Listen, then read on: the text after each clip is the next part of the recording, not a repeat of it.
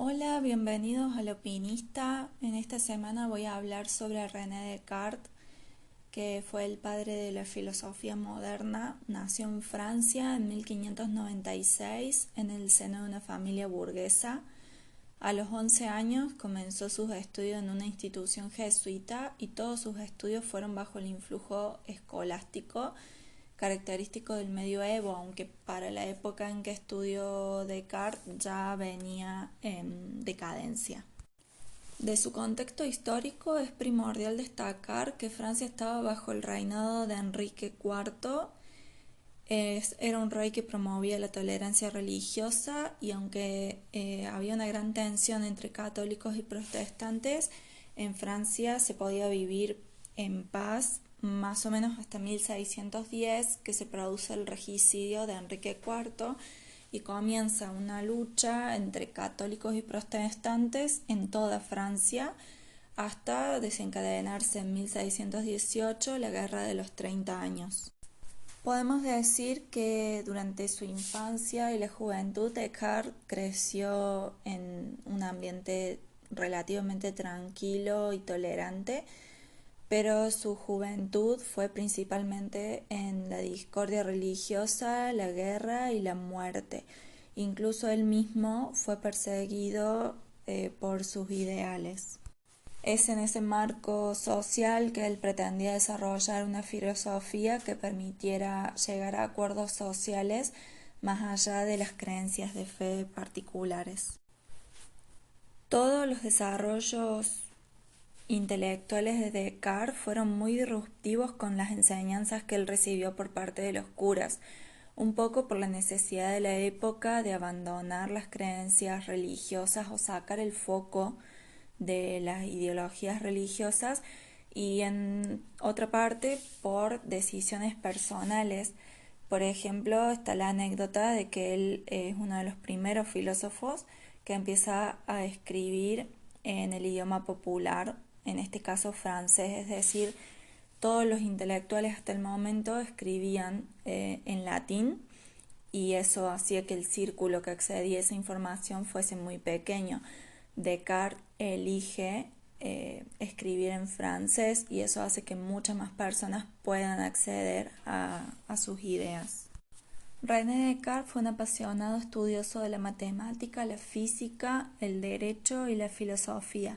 Entre sus libros filosóficos más conocidos están el Discurso del Método, las Meditaciones Metafísicas y las Pasiones del Alma. Tal como expresa en el Discurso del Método y las Meditaciones Metafísicas, consideraba que el sentido común era la forma de razonamiento accesible a todos los hombres sin importar su origen, edad o creencias particulares. Plantea que a partir de este sentido común se podía buscar certezas que permitieran a todos llegar a acuerdos mínimos sobre el mundo y así vivir en paz. Sin embargo, Descartes era consciente que el sentido común puede fácilmente divagar y confundirse y por esa razón propone crear un método donde la razón pueda avanzar como avanzan las matemáticas, es decir, a partir de certezas. Descartes explica que desde que nacemos empecemos a adquirir creencias que son las que nos enseñan nuestros padres, nuestros maestros y que nunca las ponemos en duda, simplemente vivimos a partir de esas creencias. Entonces, para poder llevar adelante un método que nos permita descubrir certezas firmes, primero es necesario despojarse de todas las creencias previas que puedan llegar a ser incorrectas. Para eso propone un método basado en la duda, es decir, pone en duda todas las creencias hasta encontrar algo que sea indubitable completamente. Esta duda metódica tiene 4 reglas: la evidencia, el análisis, la síntesis y la enumeración. La regla de evidencia dice que no puede aceptar nada que no sea evidente y verdadero. Y la razón para que algo sea evidentemente verdadero es que sea claro y distinto. La regla de análisis implica dividir los problemas complejos en partes más simples para luego reconstruir las complejidades. La regla de síntesis aplica a que una vez que llegue a las partes más simples de conocimiento, puede ir ascendiendo hacia las más complejas, conformando un edificio de conocimiento o un corpus de conocimiento que se parezca al de las matemáticas a través de un proceso lógico y racional, en donde todos los pasos sean claros y evidentes. Por último, la regla de numeración implica repetir y revisar todos los pasos anteriores hasta estar seguro de que no se olvida de analizar ninguna de sus creencias. En sus meditaciones metafísicas, Descartes lleva adelante este proceso de duda metódica y lo plantea en 6 momentos o meditaciones bien definidas. Así que vamos a analizar cada una de ellas y al final quiero explicar por qué la duda metódica de Descartes no era una duda real respecto al mundo. En la primera meditación, Descartes plantea la necesidad de aislarse de las demás personas y dedicarse al estudio de su método. En esta primera meditación también plantea dudar de todas sus ideas antiguas. Pone en duda el conocimiento de sus sentidos. Afirma que cuando hay un lápiz dentro de un vaso de agua, ese lápiz parece estar quebrado, pero es solo una ilusión óptica. También cuando desde lejos cree ver a alguna persona conocida, al acercarse a veces no era esa misma persona, entonces cree que no puede fiarse completamente de sus sentidos. En una segunda instancia, duda de cuándo está despierto y cuándo está soñando. Dice que él no puede saber cuál es la verdad realmente porque al soñar siente que está viviendo ese sueño como si realmente fuera realidad y solo cuando se despierta se da cuenta que es un sueño. Entonces, la vigilia o lo que él considera vigilia en realidad puede ser un estado de sueño en el cual todavía no se ha despertado. Todo lo que existe en el mundo donde estamos viviendo puede ponerse en duda para Descartes. Sin embargo, tanto en sus sueños como en la vigilia, las verdades matemáticas siguen siendo verdades. Siempre 2 más 2 va a ser 4. En este momento, él lleva la duda al extremo y plantea la posibilidad de que exista un genio maligno, alguien superior a su propia existencia, que ha puesto esas verdades matemáticas en su mente, pero que en realidad no están ahí o que en realidad son también falibles. En la segunda meditación, Descartes plantea que aunque exista un genio maligno, no puede engañarlo respecto a que está dudando. Entonces, él plantea que mientras esté dudando, está pensando. Y por lo tanto, si puede pensar, existe. Ahí encuentra la primera verdad indubitable, pienso, luego existo, es la famosa frase de Descartes, en latín es cogito ergo sum. Y con esta verdad, Descartes divide en 2 partes al ser. En una parte está la res cogitan, que sería aquello que piensa, es la cosa pensante, y por otro lado estaría la res extensa, que sería todo lo demás, el mundo sensible, las cosas, las demás personas y hasta el propio cuerpo. Descartes deja en suspenso la existencia del propio cuerpo. Solamente hasta esta segunda meditación es res cogitan, por lo tanto solo es cosa pensante. Sin embargo, aún no ha resuelto la continuidad del pensamiento, porque Él existe en tanto que piensa, pero no está todo el tiempo pensando. Hay momentos en los que no es consciente de estar pensando. Entonces, en esos momentos, hasta ahora no podría decir que esté existiendo. Para poder resolver este punto, plantea la existencia de Dios. Dice que Dios, al pensarme, me sostiene. Esta idea de Dios como puro pensamiento y eterno pensamiento es muy propia de la escolástica. Es totalmente aceptable que Descartes lo plantee así porque es lo que él ha estudiado y es su formación primaria.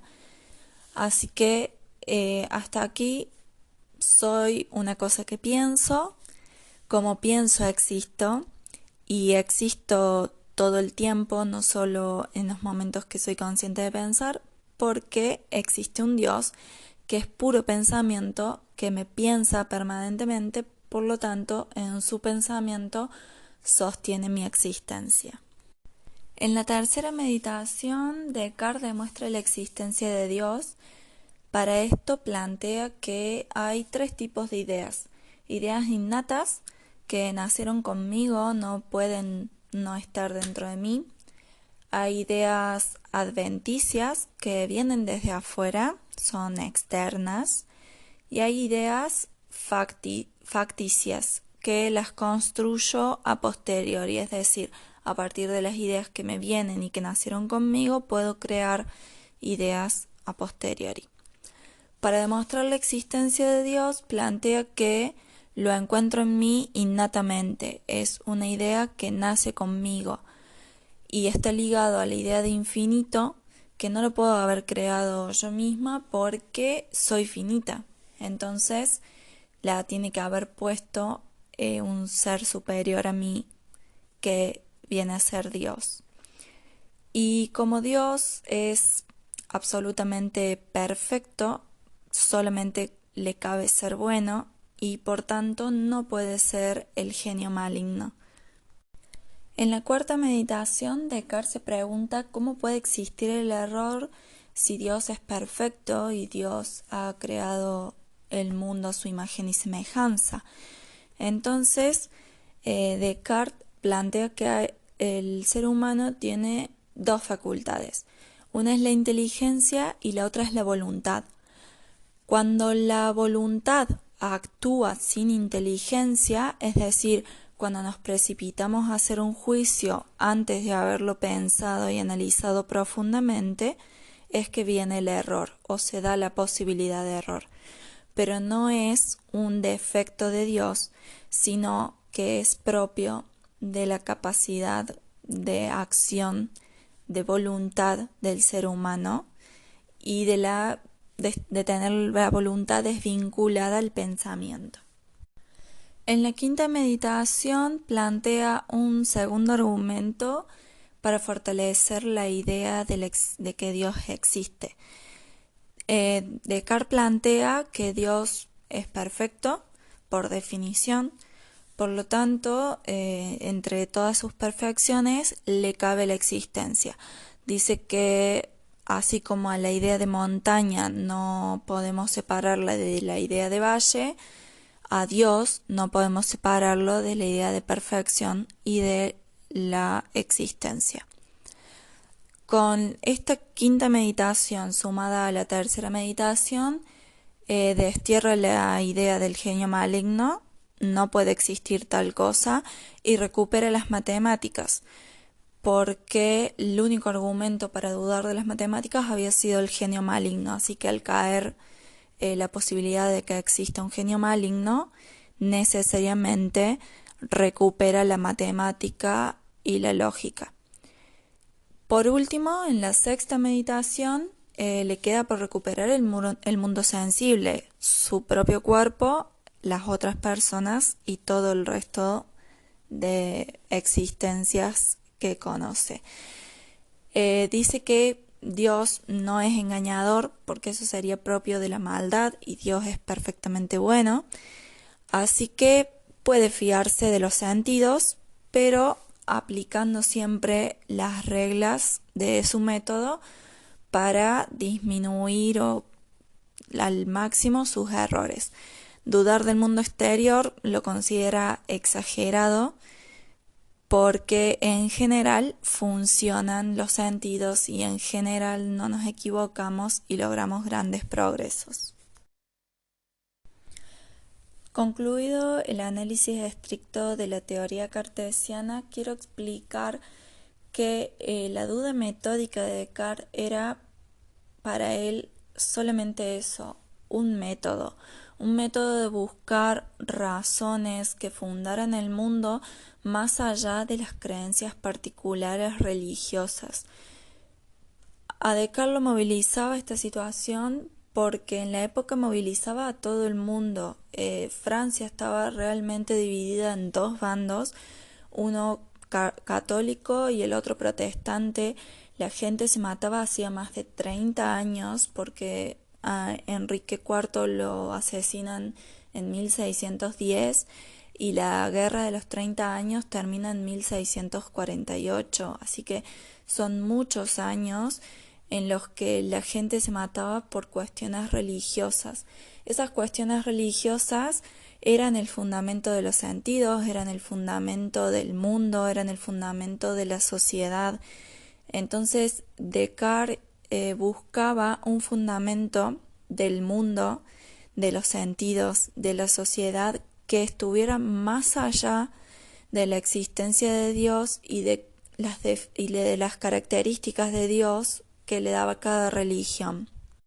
En este sentido, a mí me parece extraordinario el planteo de la primera meditación, el planteo solipsista de proponer aislarse de las demás personas para estudiar y desarrollar su método, porque así Descartes se hace cargo completamente de toda su teoría, no responsabiliza a más nadie.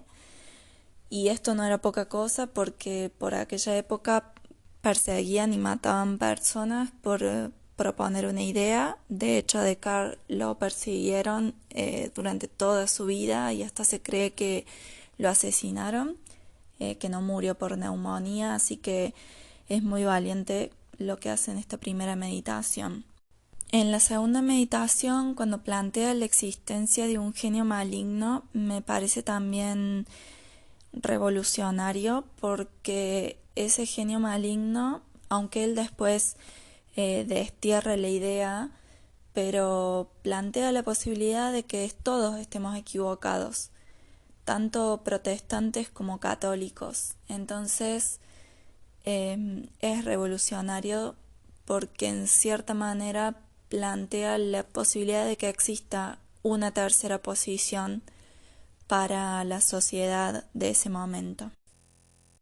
Sin embargo, en la tercera meditación reconstruye la existencia de Dios y esto es una decepción para muchos. Sin embargo, yo creo que era una necesidad de la época creer en Dios. Creo que era una necesidad de Descartes. Él viene de una crianza escolástica en instituciones jesuitas, así que la existencia de Dios me parece necesaria para el autor. Sin embargo, podemos rescatar que es un Dios filosófico, ¿no? No representa el Dios de ninguna religión, es un Dios entendido como ser superior y ya. Por último, y a modo de cierre, te dejo una pregunta. ¿La fe que Descartes tenía en la ciencia sigue vigente? ¿Te parece que ha decantado? ¿Te parece que es aún mayor? Déjamelo en los comentarios y lo charlamos.